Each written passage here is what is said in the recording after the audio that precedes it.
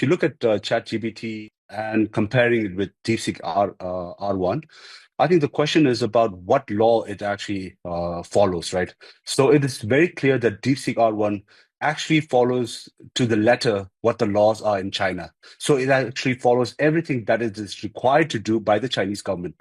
So even though we think of DeepSeek R1 or DeepSeek as this large language model that is about for the global audience for everyone, right? But technically, it is basically a Chinese model that works only for within the Chinese ecosystem, right? It's basically meant to adhere and change global norms around what censorship is, because it is happy to adhere to the Chinese Communist Party's propaganda, or whether it's the Chinese cybersecurity laws.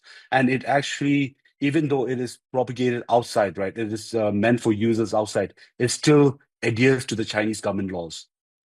So I think that is what the main difference is, right?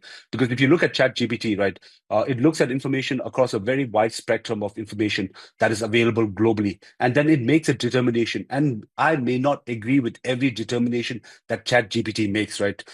Because like if you're asking certain things about Tibet, it may give you an answer that I may not agree with. But it looks at a holistic approach, right? It looks at all the information that is available across different platforms, across different websites, historical context on Tibet, and then gives you an answer about it. But DeepSeek, what it does is adheres to the Chinese government's propaganda.